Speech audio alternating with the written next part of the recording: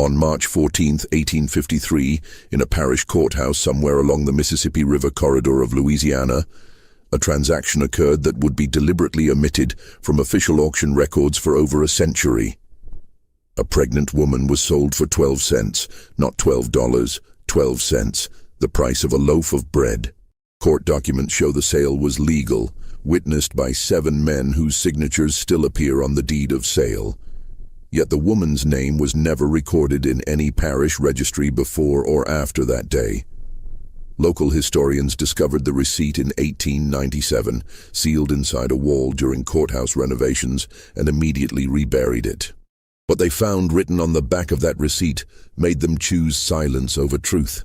Tonight, we reveal what was hidden, and why the descendants of those 7 witnesses spent generations trying to ensure this story died with them. Before we continue with the story of what happened in that Louisiana courthouse, I need you to do something. Subscribe to this channel and hit that notification bell, because stories like this one, stories they tried to bury, need to be told. And I want to know, where are you listening from right now? Drop your state or city in the comments. Let's see how far these hidden histories reach. The transaction that occurred on that March morning was not an anomaly born of chaos or confusion.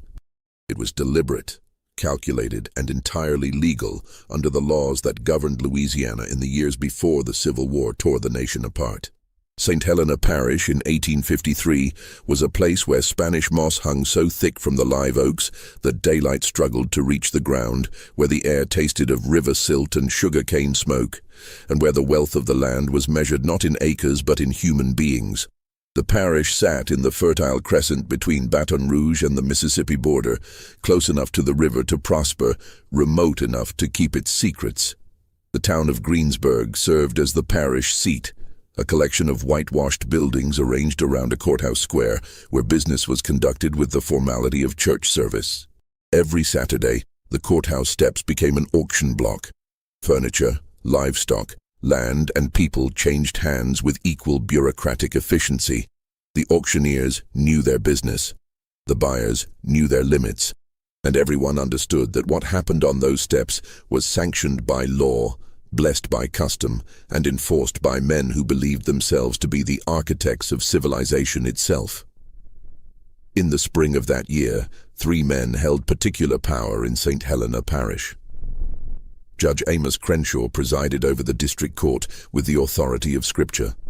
At 62 years old, he had spent 4 decades interpreting laws written to protect property above all else.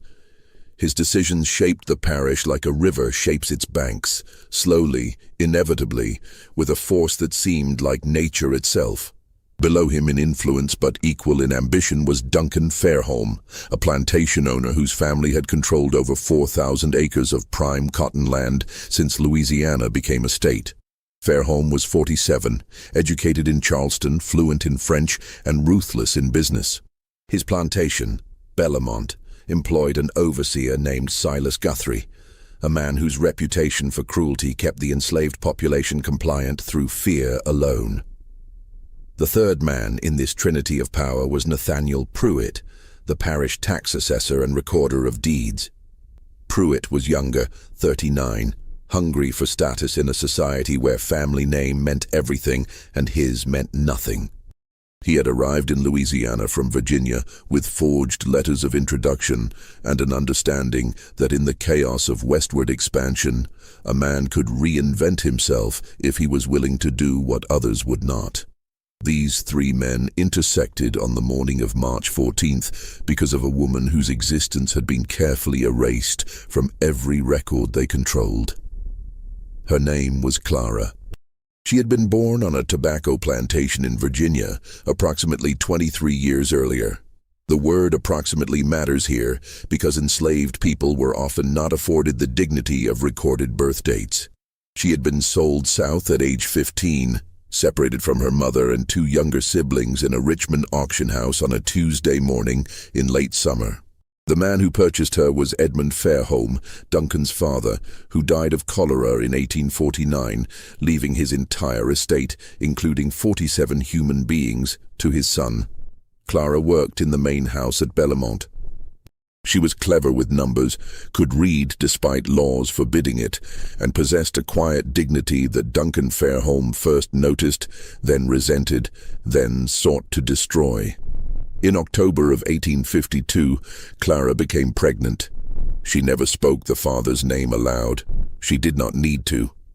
Everyone in the main house knew. The enslaved women who worked alongside her knew. Duncan Fairholme's wife, Margaret, knew.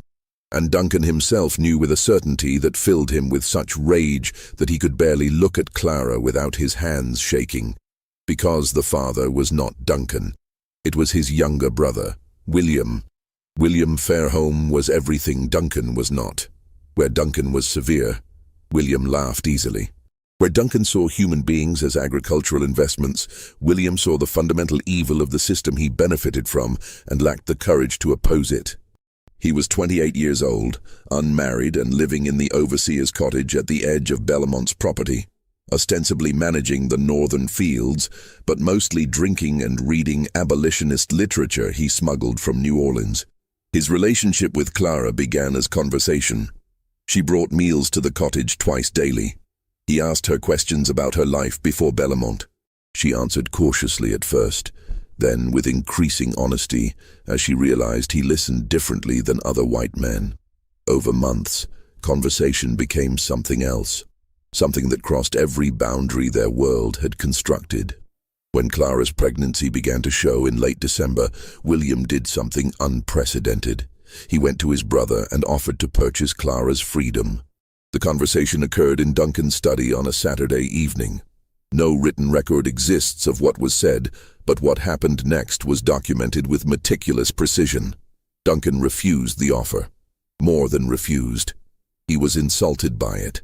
In his view, William had violated the sanctity of property rights, had endangered the racial hierarchy upon which their entire society depended, and had embarrassed the Fairholme name in a way that could destroy their standing if it became public knowledge. William argued that he loved Clara, that the child was his, that they should be allowed to go north, to a free state, to build a life beyond the reach of Louisiana law. Duncan's response was to immediately sell Clara, not to a slave trader who might take her far away, where William could never find her. That would be too simple, too merciful. Duncan wanted his brother to watch, to witness, to understand the consequences of what Duncan called his betrayal. He arranged for Clara to be included in a public auction scheduled for March 14th, a routine sale of property seized for unpaid debts. The courthouse steps, full public view, entirely legal. But Duncan added a condition that revealed the depth of his cruelty. He set Clara's minimum bid at 12 cents. The amount was deliberate. In 1853, the average price for an enslaved woman of childbearing age in Louisiana was between $800 and $1,200. By setting the price at 12 cents, Duncan achieved several objectives simultaneously. He demonstrated that Clara had no value to him. He humiliated William by showing that the woman he claimed to love was worth less than a newspaper. And most cunningly, he ensured that no legitimate buyer would bid. Because in the economy of slavery, price signaled quality. A woman offered for 12 cents must be damaged, diseased, unsuitable for work. No plantation owner would risk even minimal investment on such obvious refuse. Duncan knew exactly one person would bid. His plan was not to sell Clara to a stranger. It was to sell her to someone who would ensure her suffering continued under circumstances William could not prevent.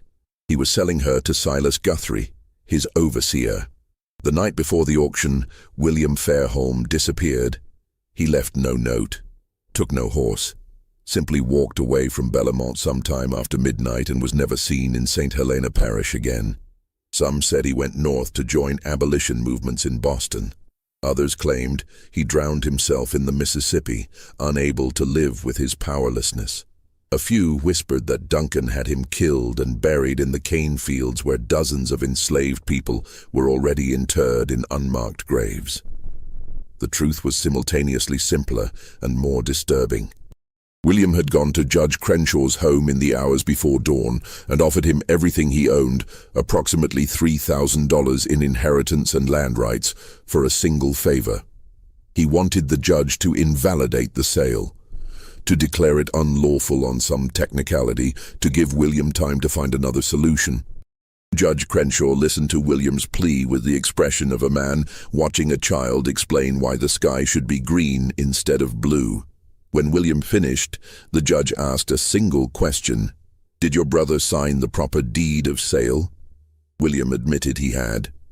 "Then the transaction is legal," Crenshaw said. "Your grief does not supersede property law. Good evening, Mr. Fairholme." William left that house understanding that every institution, every law, every powerful man in the parish would side with Duncan.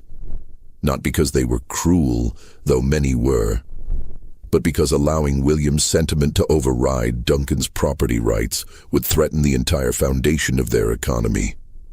If love could supersede ownership, the system would collapse. Clara spent her last night at Bellamont, in the quarters, surrounded by women who braided her hair and sang songs that were older than Louisiana, older than America, songs carried from Africa in the bellies of ships. They knew they would likely never see her again. They knew what men like Silas Guthrie did to women they owned. One of the women, an elderly cook named Bethy, who had survived 50 years of bondage, pressed a small cloth bundle into Clara's hands. Inside was a knife, barely longer than Clara's palm, wrapped in oilcloth. "You hide this," Bethy whispered. "You hide it good. And when the time comes, you do what needs doing." Clara nodded. She understood. The knife was not for self-defense. It was for mercy. For her child, if things became unbearable. For herself, if there was no other escape. She sewed it into the hem of her dress that night, her fingers steady despite the fear that tasted like copper in her mouth. The auction began at 10 in the morning under skies so gray they seemed to mirror the moral character of everything occurring beneath them. Approximately 40 people gathered in the courthouse square. Most were there for livestock and furniture. A few came specifically for the human merchandise. Nathaniel Pruitt stood on the courthouse steps with the deed of sale in his hands, reading from it in a voice designed to carry across the square. He described Clara with the same inflection he used for describing a lame horse. Female. Age approximately 23 years. House-trained, literate, though such skill is of questionable value. Currently with child. Minimum bid, 12 cents. A murmur rippled through the crowd. 12 cents. Something was wrong with this one. Several men who had been prepared to bid immediately lost interest. Why risk investment on obviously defective property? Silas Guthrie stood near the front, his hat pulled low, his expression unreadable. He was waiting for the crowd to disperse, waiting for the moment when no one else would bid, when he could purchase Clara for the pittance Duncan had arranged, when she would become his property to do with as he pleased. But something unexpected happened. A man near the back of the crowd raised his hand. 12 cents, he called out. Every head turned. The man was a stranger, tall, thin, wearing a traveler's coat dusty from the road. His face was weathered in the way that suggested years of outdoor labor, but his bearing was wrong for a field hand. He stood too straight, looked people in the eye too directly. Nathaniel Pruitt hesitated. "You are bidding 12 cents for this property?" "I am." "Your name, sir?" "Isaiah Mercer." Pruitt glanced toward Silas Guthrie, who was staring at the stranger with an expression of genuine confusion. This was not part of the plan. Duncan had arranged for Guthrie to be the only bidder. Who was this man? "Do you have 12 cents, Mr. Mercer?" Isaiah Mercer approached the steps, reached into his pocket, and placed 12 copper pennies on the podium where Pruitt stood. "I do." From his position near the courthouse door, Judge Crenshaw watched this exchange with increasing interest. He had been present at the auction, specifically to ensure Duncan's plan proceeded smoothly. But now, an unknown variable had entered the equation. Pruitt looked desperately towards Silas Guthrie. The overseer's face had gone red. He understood what was happening. If he bid 13 cents, he would reveal his interest. He would make public what was supposed to be a quiet transaction. Duncan had specifically instructed him to wait until no one else bid, to make it seem like he was doing Bellamont a favor by taking worthless property off their hands. But if he did not bid, Clara would go to this stranger. The seconds stretched. The crowd waited. Finally, Silas Guthrie spoke. 13 cents. Isaiah Mercer did not hesitate. 25 cents. 50 cents, Guthrie snapped. $1. The crowd was riveted now. This was not how these auctions typically proceeded. Something peculiar was happening. Two men bidding against each other for a woman being sold at refuse prices. What did they know that everyone else did not? Silas Guthrie bid $2. Isaiah Mercer bid $5. At $10, Guthrie stopped. Not because he lacked funds, but because Duncan had given him specific instructions. Do not overpay. Do not draw attention. The whole point was to acquire Clara quietly, to make it seem insignificant. But it was no longer insignificant. $10 once, Nathaniel Pruitt called out, his voice uncertain. $10 twice. He waited, looking toward Judge Crenshaw for guidance. The judge gave a small nod. Sold to Mr. Isaiah Mercer for $10. Clara, who had been standing to the side of the courthouse steps throughout this entire exchange, her hands bound in front of her, her pregnancy visible beneath the thin dress she wore, looked at the man who had just purchased her. Isaiah Mercer met her gaze. And though his expression did not change, Clara saw something in his eyes that made her breath catch. Recognition. The deed of sale was signed within minutes. Isaiah Mercer paid the $10 in coins that he counted out carefully onto Pruitt's desk. Judge Crenshaw witnessed the transaction with his signature. By law, Clara was now the legal property of a man she had never met until that morning. But the irregularity of the sale had attracted attention. As Mercer led Clara away from the courthouse, moving quickly toward a wagon waiting at the edge of the square, Duncan Fairholme emerged from inside the courthouse, where he had been watching through a window. "Mr. Mercer," Duncan called out. His voice was sharp, accustomed to obedience. "A moment of your time." Isaiah Mercer stopped. He did not release Clara's arm. When he turned to face Duncan, his expression was carefully neutral. "Mr. Fairholme, you are not from this parish." "I am not." "What brings you to St. Helena?" "Business." Duncan took a step closer. He was trying to place this man, trying to understand what had just happened. The auction was supposed to be controlled, predictable. This outcome was neither. "What sort of business?" "My own sort," Mercer replied. His voice was quiet but firm. "The transaction was legal. The judge witnessed it. Unless you have some objection to the sale." It was a challenge, phrased as a question. Duncan recognized it immediately. If he objected, he would need to provide grounds. And what grounds could he offer? That he had deliberately undervalued Clara to humiliate his brother? That he had arranged for his overseer to purchase her for purposes Duncan preferred not to state publicly? "No objection," Duncan said slowly. "Though I am curious. What do you intend to do with property you purchased for such a price?" "That is my business, Mr. Fairholme. Good day." Isaiah Mercer turned and continued toward the wagon. Clara walked beside him, her mind racing. Nothing about this made sense. This man had bid against Silas Guthrie, had paid $10, a significant sum, for a woman being sold as refuse. And when she had looked into his eyes, she had seen something that terrified her more than anything that had happened in the past 4 months. He knew who she was. Not just her name, not just her situation. He knew her. They reached the wagon, a simple farm cart with a canvas cover. Mercer helped her climb into the back, his touch impersonal but not rough. Then he climbed onto the driver's bench, took up the reins, and urged the horse forward. They rode in silence through Greensburg, past the storefronts and houses, past the church with its white steeple, past the boundary where cultivated land gave way to pine forest. Only when they were well beyond sight of the town did Isaiah Mercer speak. "You do not remember me?" Clara's voice was cautious. "Should I?" "Richmond, August 1845. You were 15 years old. I was there the day you were sold. Clara's blood went cold. You were at the auction? I was. Mercer kept his eyes on the road. I was working for a man named Ephraim Dalton, a slave trader. I drove his wagons, managed his property. I watched you and your family stand on that block. I watched your mother scream when they separated you. I watched Edmund Fairholme pay $700 and lead you away.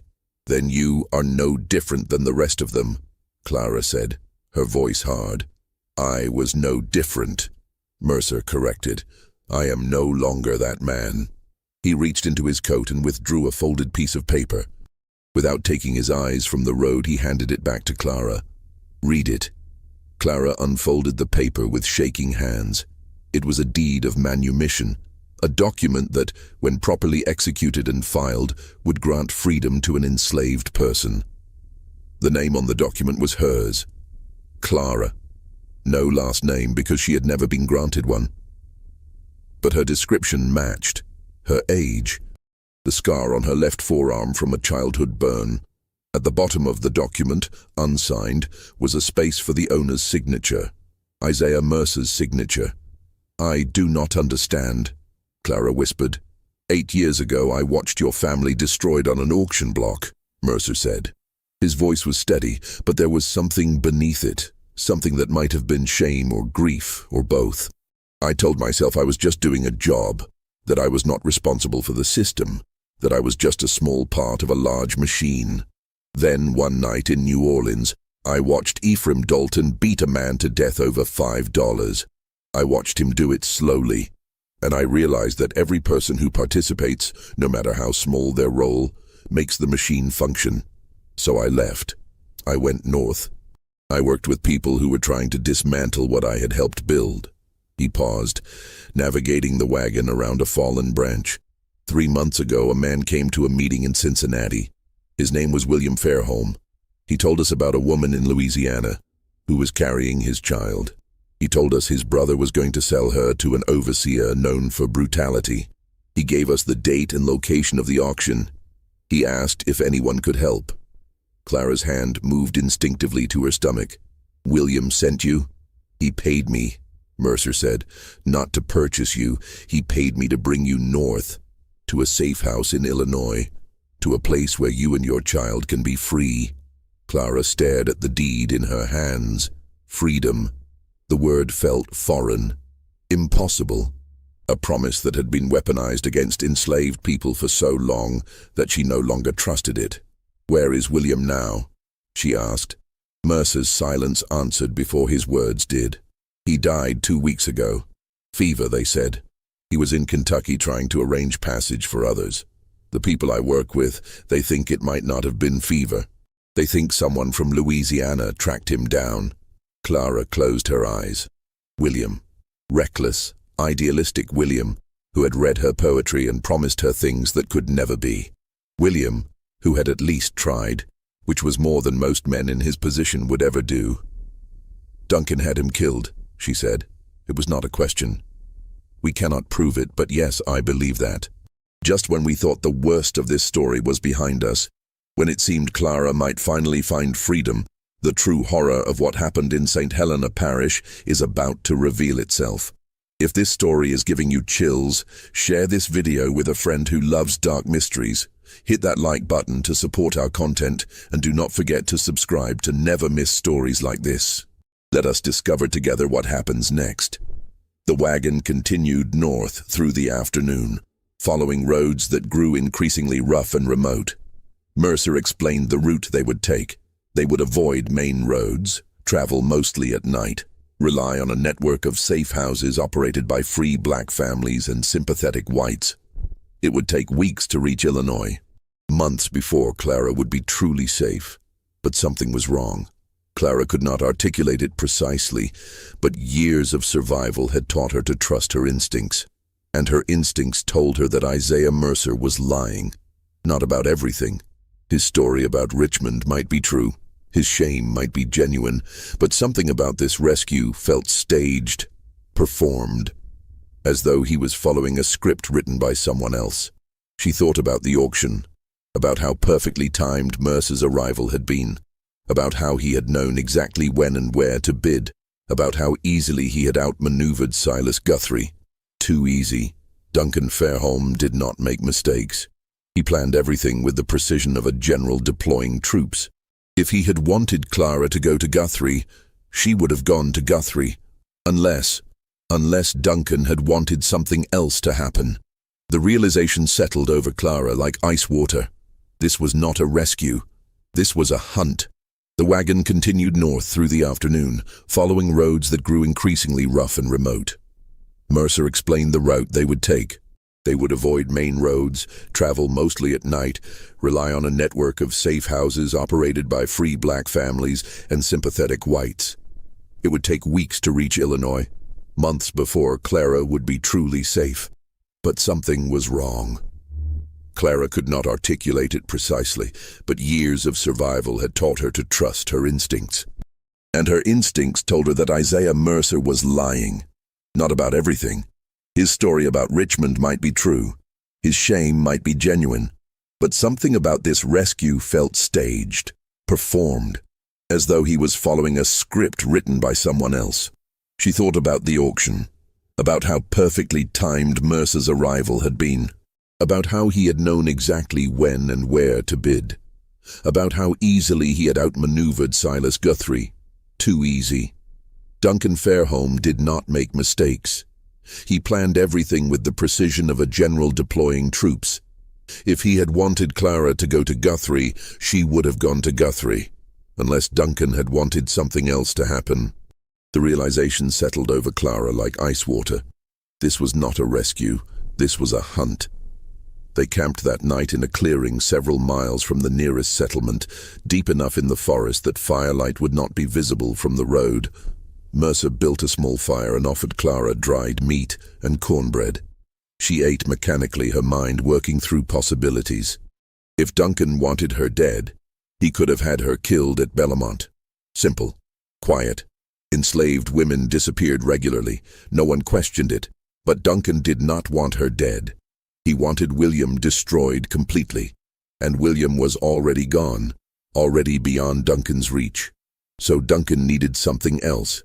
He needed proof that William's betrayal had consequences. He needed the child Clara carried to suffer. And more than that, he needed it to be William's fault. The escape was designed to fail. Mercer was not rescuing Clara. He was delivering her to something worse than Silas Guthrie. Somewhere along this route, they would be intercepted. Slave catchers, probably. Men who would claim Clara was a runaway. The deed of sale would be declared fraudulent. Clara would be returned to Duncan under circumstances that would make her fate seem like justice rather than cruelty. And because William had arranged this escape, because he had paid for it, because he had involved abolitionists in a conspiracy to steal property, Duncan would be able to say that his brother had brought about Clara's suffering. That William's sentiment had made things worse, not better. It was perfect revenge. The only question was when the trap would spring. Clara waited until Mercer had settled on the opposite side of the fire, his back against a tree, his hat pulled low. She waited until his breathing deepened. Then she carefully reached into the hem of her dress and retrieved the knife Bethy had given her. The blade was small but sharp. She tested the edge against her thumb, felt it bite. She could kill him. Right now. While he slept. It would be easy. But then what? She was pregnant, alone, somewhere in Louisiana forest with no money, no map, no allies. Even if she made it to a road, she would be captured within days. A pregnant black woman traveling alone would be stopped, questioned, returned to whoever claimed ownership. The knife was not the answer, but maybe honesty was. "I know this is not real," Clara said quietly. Mercer did not move. For several seconds, she thought he might actually be asleep. Then he pushed his hat back and looked at her across the fire. "Explain." "Duncan planned this. He wanted me to try to escape. He wanted it to fail. You are part of that plan." Mercer's expression did not change. "Why would I agree to such a plan? Money or safety? Maybe Duncan threatened to expose you for helping runaways. Maybe he offered to pay you more than William did. I do not know why, but I know this is not what you told me it was." The fire crackled between them. Somewhere in the darkness, an owl called. Finally, Isaiah Mercer spoke. "You are smarter than William gave you credit for." Clara's grip tightened on the knife. "So I am right." "Partially." Mercer sat forward, his elbows on his knees. "Yes, Duncan knows about this escape. Yes, he planned for it to fail, but you are wrong about why I am helping him." "Then why?" "Because if I did not, someone else would. And that someone else would deliver you directly to slave catchers who would hurt you in ways I will not describe. Duncan gave me a choice. Lead you north and let his men intercept us in a way that leaves you physically unharmed, or refuse and watch him give the job to men who would make you wish you had never been born." Clara laughed bitterly. "So you chose the merciful betrayal. I chose to give you a chance." "What chance? You just said we will be intercepted." "We will be. Tomorrow afternoon, approximately 20 miles north of here, 4 men will be waiting on the road. They will have papers declaring you a fugitive. They will have authorization from Judge Crenshaw to return you to Belmont. And legally, they will be completely within their rights. Then I have no chance." "You have exactly 1 chance," Mercer said. He reached into his saddlebag and withdrew a leather pouch. He tossed it across the fire to Clara. "There is $150 in that pouch. There is also a letter of introduction to a family in Natchez. Free people of color who can help you disappear. Not north. North is where Duncan expects you to run. But south to New Orleans, then by ship to Mexico. It is a longer route, more dangerous, but it is possible." Clara opened the pouch. The money was real. The letter was real. "Why would you do this?" "Because I meant what I said earlier. I'm not the man I was in Richmond. And because William Fairholme, whatever his faults, tried to do something decent. I will not let Duncan Fairholme turn that decency into a weapon. But you are still going to betray me. You are still going to let Duncan's men intercept us." "They are going to intercept someone," Mercer corrected. "It does not have to be you." He stood and walked to the back of the wagon. When he returned, he was carrying a bundle of clothing. Women's clothing. A dress similar to Clara's, but larger. A shawl. A bonnet. "There is a settlement 8 miles south of here. Small place, mostly free black families and poor whites. There is a woman there named Ruth Chambers. She is approximately your height, your complexion, and she is dying. Consumption. She has perhaps weeks left. I spoke with her yesterday. I paid her family $50 to help us." Clara stared at him. "I do not understand. Tomorrow morning you take this money and these clothes. You walk south to the settlement. You tell the Chambers family that Isaiah sent you. They will hide you until the men looking for you have passed through the area. Then they will help you get to Natchez. From there, you follow the letter's instructions.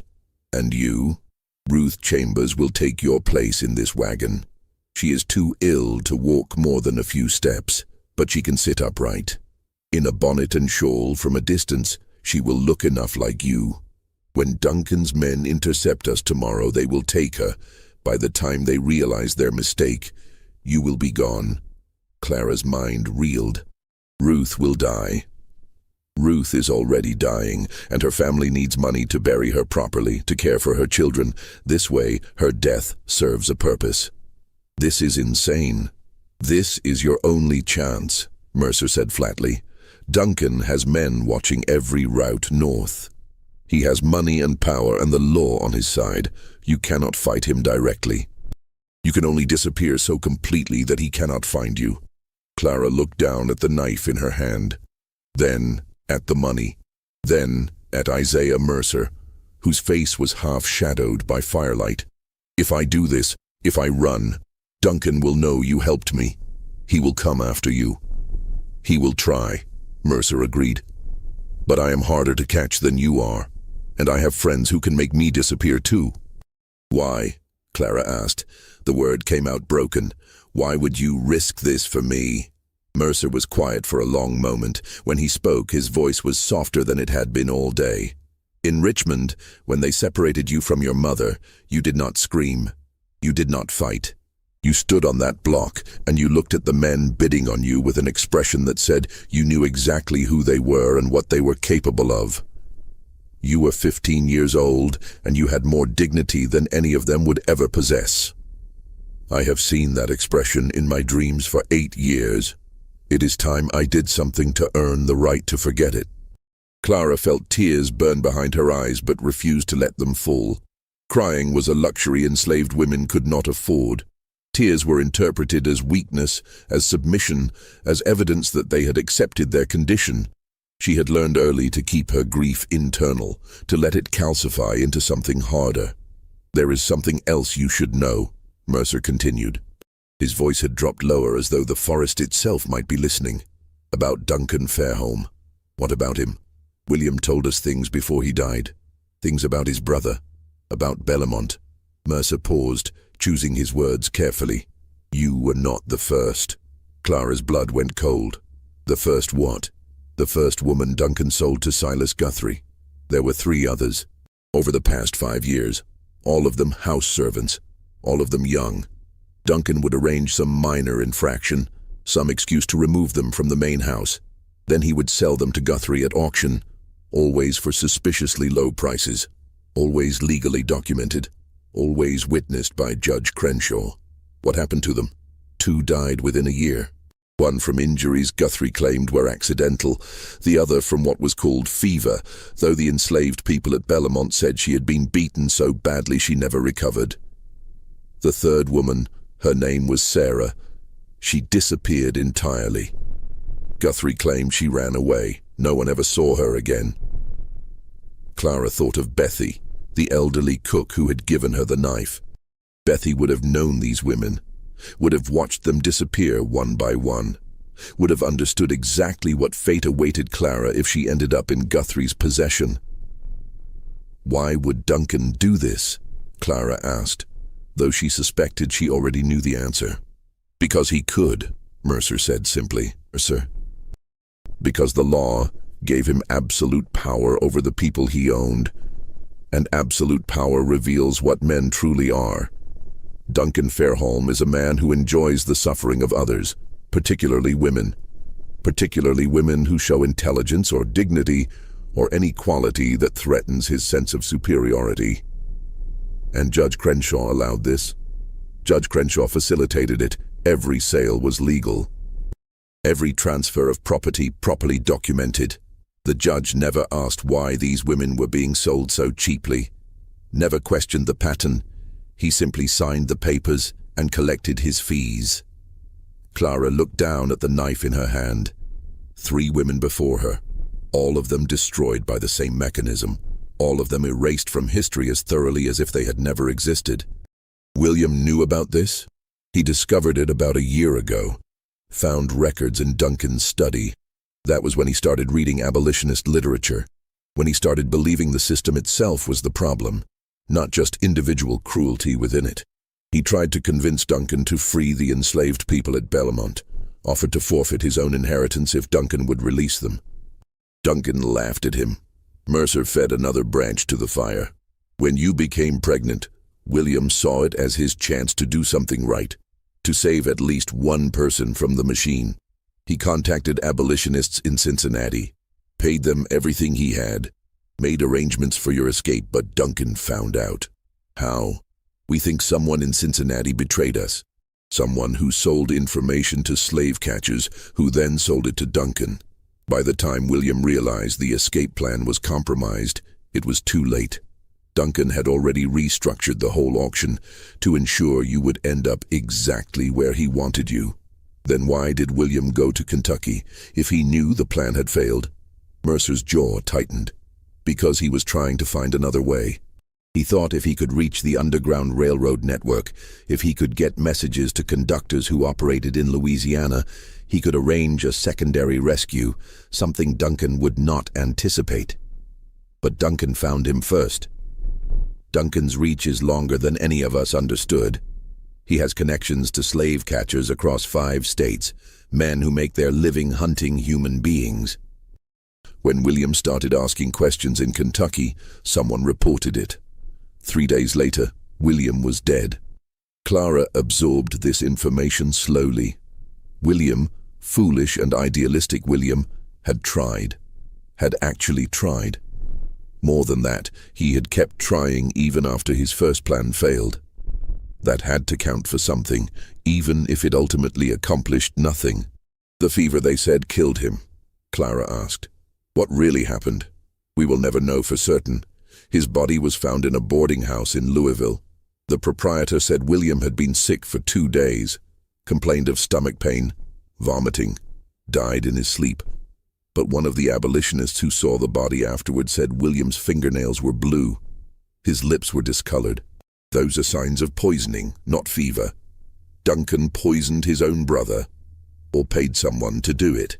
Either way, William became a problem Duncan needed to eliminate. And Duncan is very good at eliminating problems while keeping his own hands clean."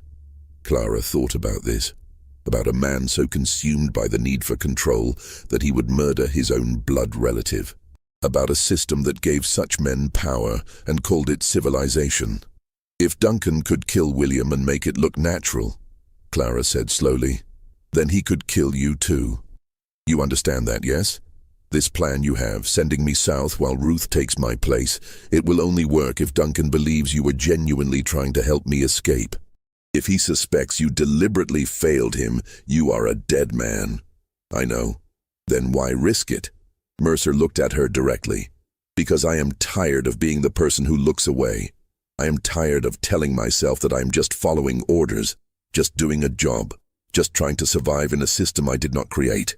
Every person who makes that excuse, who chooses their own safety over someone else's suffering, makes the system stronger. I cannot dismantle slavery by myself, but I can save one person. I can do one thing that matters." It was, Clara realized, the same logic that had motivated William. The same futile, beautiful logic that got idealistic people killed. But it was also the only logic that ever changed anything. Clara made her decision. "I will go south," she said, "but I need to know something first. The Chambers family. How did you find them? How did you arrange this? I have been traveling through Louisiana for 3 months, preparing for your escape. I made contacts in several communities, offered money to families who might be willing to help. The Chambers family was one of 3 who agreed. 3 families. You planned multiple escape routes. I planned for contingencies. Duncan is not the only one who can think several moves ahead." Clara felt something shift inside her. This man, this stranger who had participated in her family's destruction 8 years ago, had spent 3 months preparing to save her, had risked his life to create options, had thought through scenarios and backup plans with the same meticulous care Duncan applied to his cruelties. Perhaps redemption was not a single dramatic gesture. Perhaps it was the slow, methodical work of becoming someone different than you had been. "What about Ruth?" Clara asked. "When Duncan's men realize they have the wrong woman, what will they do to her?" "Nothing," Mercer said. "She will already be dying. By the time they discover the switch, Ruth will likely be unconscious or delirious from fever. They cannot torture someone who is that far gone. And they cannot prove she willingly participated in a deception. For all anyone knows, I made an honest mistake. I believed Ruth was you. Duncan will not accept that explanation. Duncan does not have to accept it. He just has to acknowledge that he cannot prove otherwise. And without proof, even Duncan Fairholme has limits to what he can do publicly." Clara was not entirely convinced, but she had no better alternative. She thought about Ruth Chambers, a woman she had never met, who was sacrificing her final days to give Clara a chance at freedom. It was a debt that could never be repaid. "I want to meet her," Clara said. "Before I leave, I want to thank her." "That is not wise. The less you know about each other, the safer you both are." "I do not care about safe," Clara said, her voice harder than she intended. "A woman is dying for me. The least I can do is look her in the eye and tell her I will not waste what she is giving me." Mercer studied her for a long moment. Then he nodded. "We will stop at the settlement in the morning. You will have 15 minutes. No more.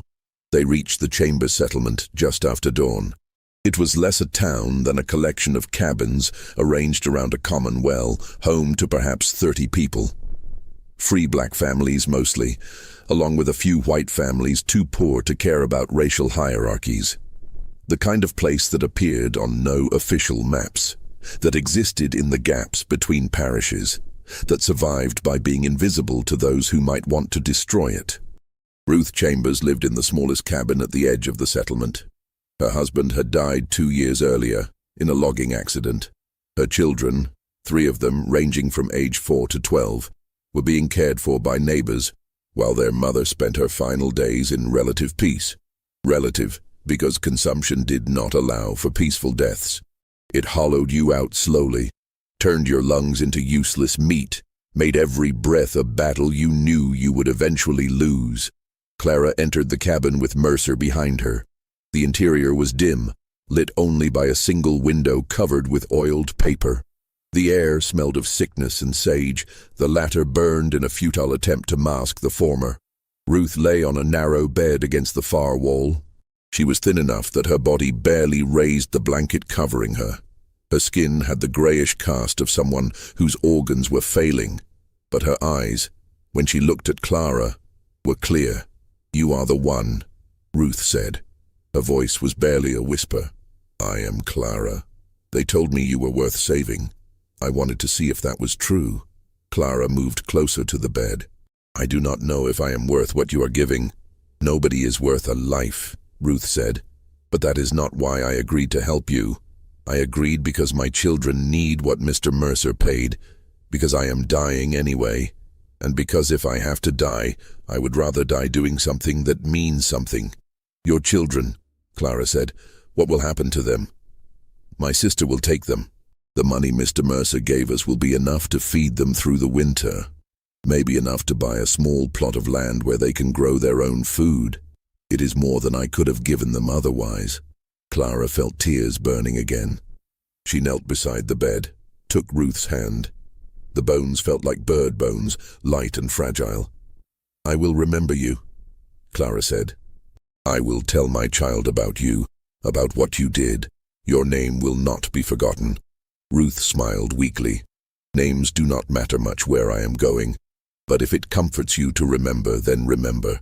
Just make sure you live. Make sure that baby lives. Do not let me trade my death for nothing. I will live," Clara promised. "Whatever it takes." "Good." Ruth's eyes fluttered closed. "Now go.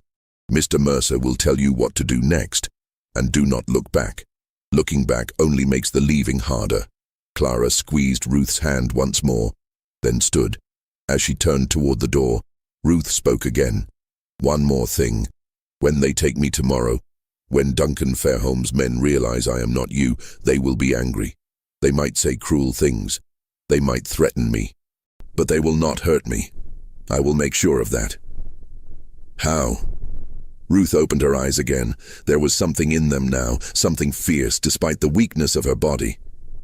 "Because I will already be dead." Clara froze.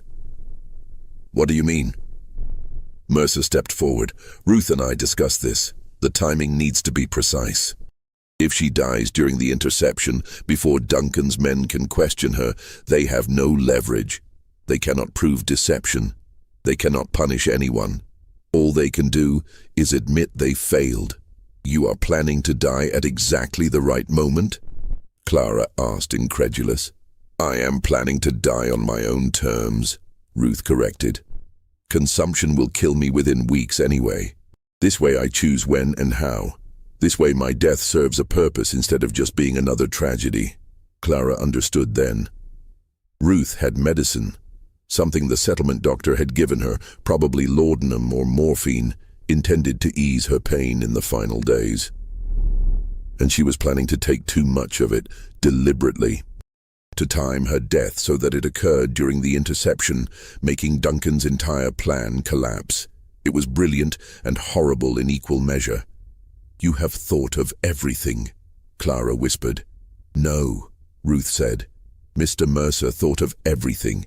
I am just agreeing to it. Now go before I start coughing again and ruin this dramatic moment. Clara wanted to say more. Wanted to explain that she understood the magnitude of what Ruth was doing, that she would carry this debt for the rest of her life, that she would make sure Ruth's children knew their mother died a hero. But Ruth's eyes had closed again, her breathing shallow and labored, and Mercer was already at the door, gesturing for Clara to follow. So she left. She walked out of that dim cabin knowing she would never see Ruth Chambers again, knowing that within 2 days the woman lying on that bed would be dead, would have died specifically to give Clara a chance at life.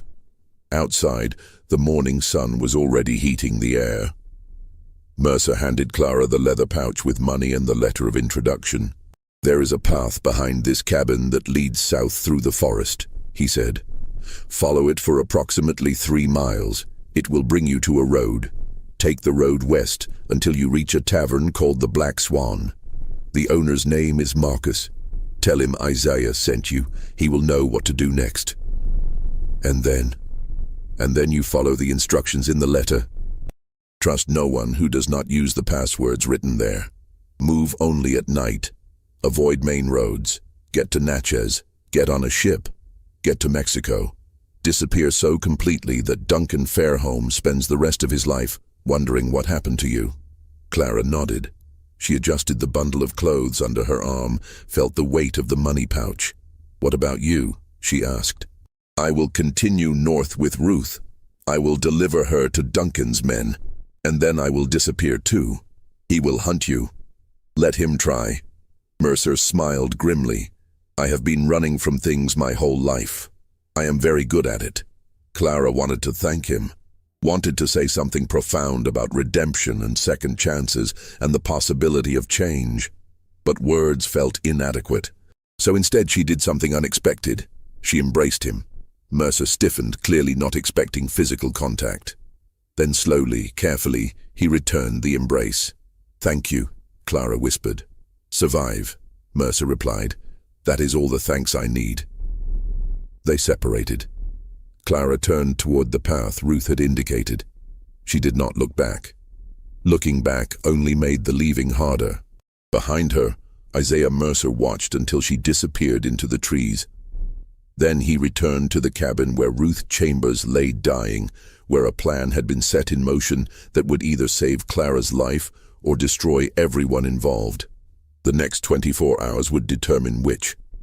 Clara left before dawn, carrying the leather pouch and wearing the bundle of clothes over her arm. Mercer watched her go, a silhouette against the gray, pre-dawn light, then turned to hitch the wagon. By the time the sun rose, Ruth Chambers was sitting in the back of the wagon, wrapped in Clara's shawl, her face hidden by the bonnet. She was so thin that the pregnancy pillow Mercer had fashioned from rags and secured around her waist looked almost believable. They traveled north through the morning. Ruth did not speak. The consumption had taken most of her voice weeks ago. She simply sat, swaying with the motion of the wagon, her breathing labored. At approximately 2 in the afternoon, 4 men on horseback appeared on the road ahead. They matched Mercer's description exactly. Hard men, armed with rifles, and the confidence of people who knew the law would never question their actions. The leader, a man named Porter, approached the wagon with papers in his hand. "Isaiah Mercer?" "Yes." "We have a warrant for the return of fugitive property. A Negro woman named Clara absconded from Bellamont Plantation. We have reason to believe she is in your possession." "I purchased that woman legally," Mercer said. "I have the deed of sale. The deed was obtained under false pretenses. Judge Crenshaw has voided the transaction. The woman is to be returned to her rightful owner." Porter moved to the back of the wagon. He pulled aside the canvas covering. Ruth Chambers looked up at him with eyes that were fever-bright and already halfway to another world. "This her?" Porter asked. One of his companions rode closer, studying Ruth's face. "Hard to tell with the bonnet. Make her stand up." "She is ill," Mercer said. "I did not ask." "Make her stand." Mercer climbed into the back of the wagon. Gently, he helped Ruth to her feet. She swayed, nearly fell. The pregnancy pillow shifted slightly beneath the shawl. Porter's eyes narrowed. She looks wrong. Consumption, Mercer said. She caught it on the journey. I was bringing her back south because she is too ill to travel north. Convenient. Porter grabbed Ruth's arm, pulled her toward him. The bonnet fell back. Ruth's face was gaunt, her skin grayish. She bore perhaps a passing resemblance to Clara, if you squinted and did not look too closely. But up close, the differences were obvious. This is not her, Porter said slowly. I assure you this is the woman I purchased from the auction in Greensburg. You are lying. Porter released Ruth so roughly that she collapsed back onto the wagon bed. He turned to his men. Search everything. She is here somewhere. They tore apart the wagon, ripped through supplies, checked beneath the driver's bench, examined every inch of canvas. They found nothing, because there was nothing to find. Porter stood in the road, the papers in his hand now meaningless. He had been paid to intercept a specific woman. He had been promised it would be simple, and now he was returning to Duncan Fairholme empty-handed. Where is she? He demanded. I do not know what you are talking about, Mercer said calmly. This is the woman I purchased. If she is not the woman you are looking for, that is not my concern. Porter took a step forward. Duncan Fairholme will hear about this. I hope he does. Perhaps he will explain why he is harassing law-abiding citizens over property disputes. It was a stalemate. Porter knew he had been outsmarted, but could not prove it. If he killed Mercer, he would have to explain to Judge Crenshaw why he had murdered a man who appeared to be innocent. If he took Ruth, he would have to explain why he had seized a dying woman who clearly was not the fugitive they sought. One of Porter's men, a former slave catcher named James Ridley, had been studying Ruth carefully. He had participated in dozens of captures over his 15-year career. He knew how to assess human property, and everything about this situation felt wrong. We need to question her, Ridley said, gesturing to Ruth.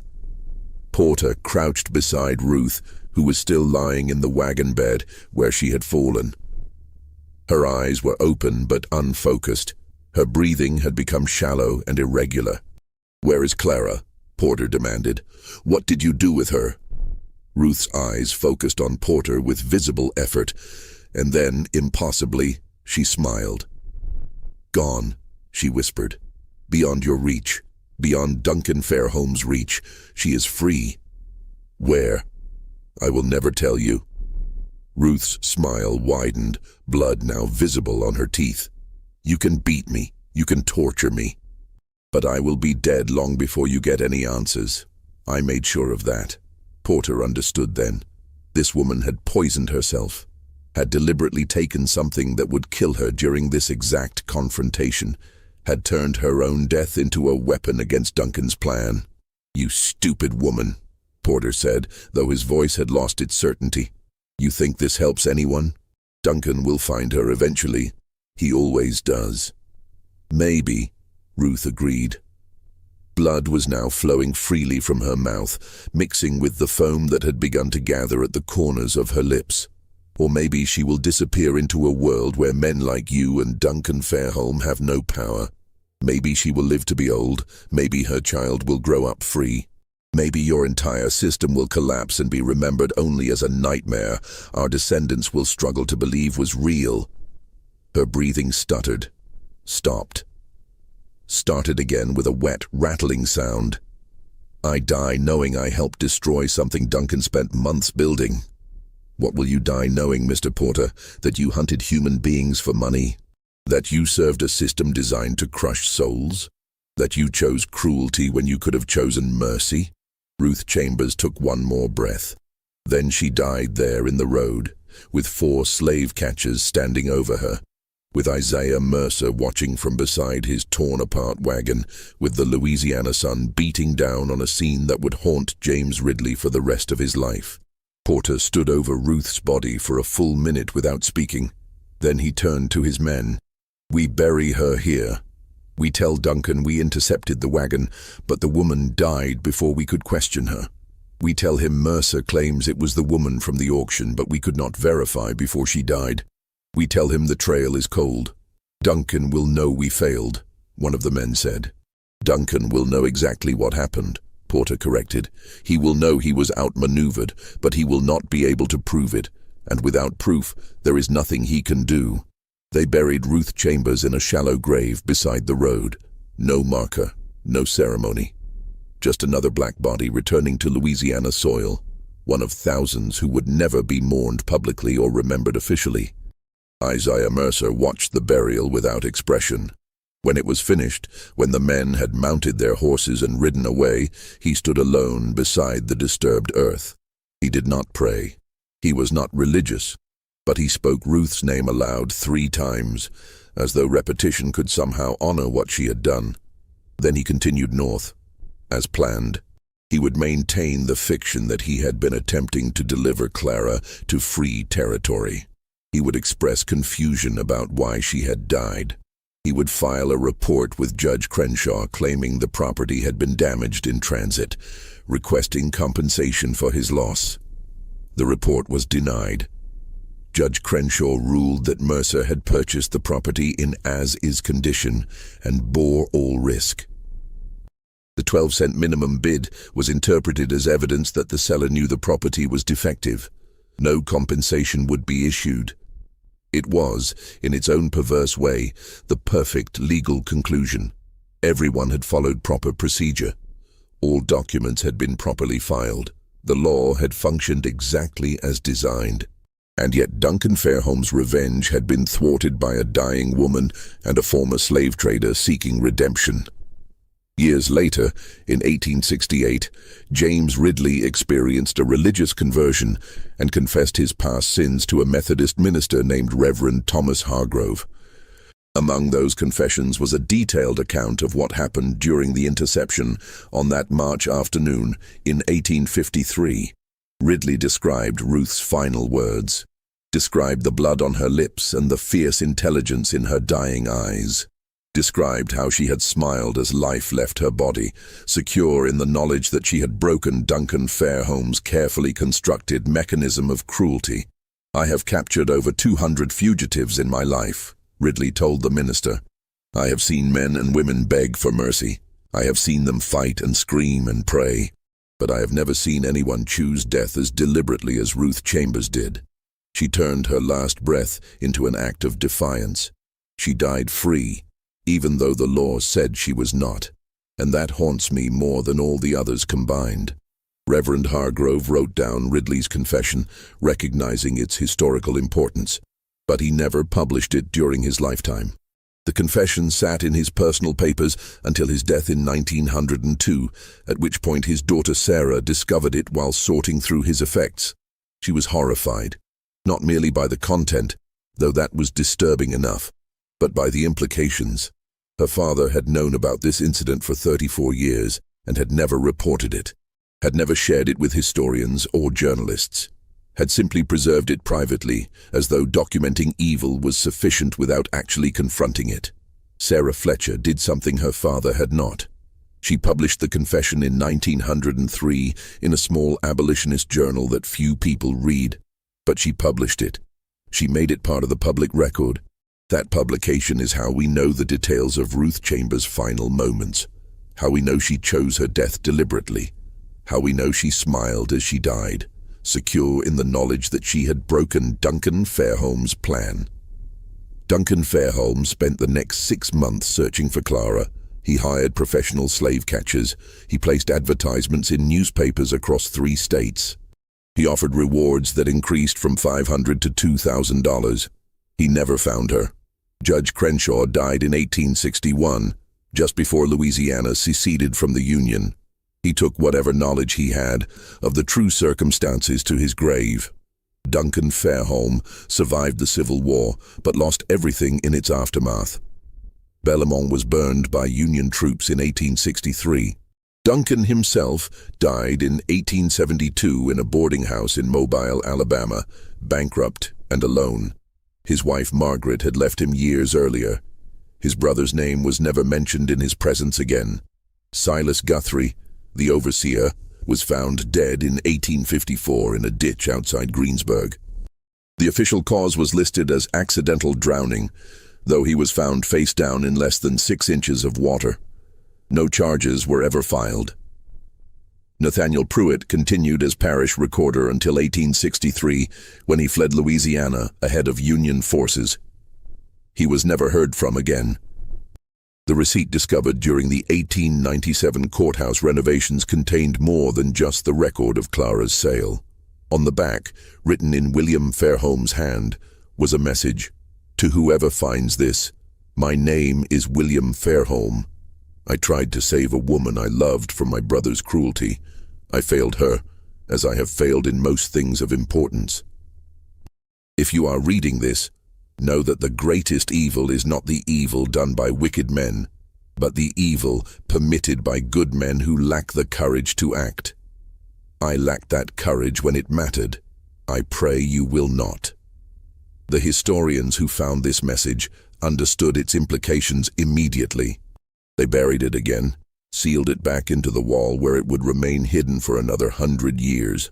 The receipt was rediscovered in 1998 during another renovation. This time, it was preserved. It now sits in the Louisiana State Archives. But Clara's fate remains unknown. Some historians believe she made it to Mexico, possibly settling in Veracruz, where a community of escaped enslaved people had established themselves. Others think she went to Haiti. A few believe she died somewhere along the journey. One theory, proposed by a genealogist in 2006, suggests that a woman matching Clara's description appeared in census records in Illinois in 1870, living under the name Clara Freeman, with a mixed-race daughter born in 1853. The daughter's name was listed as Ruth. If the theory is correct, if Clara did survive and build a life in freedom, then Isaiah Mercer succeeded. The rescue designed to fail failed to fail. The trap Duncan so carefully constructed caught nothing. But we cannot know for certain. The historical record is incomplete. Documents were destroyed during the Civil War. Memories were deliberately suppressed. What we are left with is fragments. A deed of sale, a receipt, a message hidden in a wall, census records that might refer to someone else entirely, and questions that will never be fully answered. Perhaps the silence of history is itself a kind of answer. Perhaps the fact that we cannot trace Clara's path means she successfully disappeared, that she became impossible to follow, that she achieved what so many enslaved people dreamed of: complete and total freedom from the system that sought to control every aspect of their existence. Or perhaps she died alone and forgotten, another casualty of a system that destroyed millions of lives with bureaucratic efficiency. The 12-cent transaction stands as a monument to that ambiguity. It was legal, witnessed, recorded in official documents, and yet it feels profoundly wrong in a way that transcends the already considerable wrong of slavery itself. The deliberate devaluation of a human life, the use of bureaucratic mechanisms to inflict cruelty, the participation of judges and clerks and ordinary citizens in a transaction designed specifically to cause suffering. Everyone involved made choices. Duncan chose revenge. William chose risk, albeit too late. Isaiah Mercer chose redemption. Judge Crenshaw chose law over mercy. Ruth Chambers chose to use her death to help a stranger. Clara chose survival, whatever that required. And the 7 men who signed the deed of sale as witnesses chose to participate in something they must have known was deeply wrong. Their signatures remain on that document, preserved in archives, testimony to their complicity. Their descendants spent generations trying to bury this story, trying to ensure no one would ask uncomfortable questions about what their ancestors had done, what they had witnessed, what they had permitted. But stories like this have a way of surfacing, of demanding to be told. This mystery shows us that the cruelest weapon ever devised was not the whip or the chain, but the law itself. The system that made horror legal, that allowed men to destroy lives with a signature and a handful of copper coins, that permitted the sale of a pregnant woman for the price of a loaf of bread, not because anyone believed she was worthless, but specifically to demonstrate that worth could be assigned or revoked at will by those who held power. What do you think of this story? Do you believe Clara survived? Do you think she made it to freedom, or did Duncan's cruelty reach beyond death to claim her anyway? Leave your comment below. If you enjoyed this tale and want more horror stories like this, subscribe, hit the notification bell, and share with someone who loves mysteries. See you in the next video.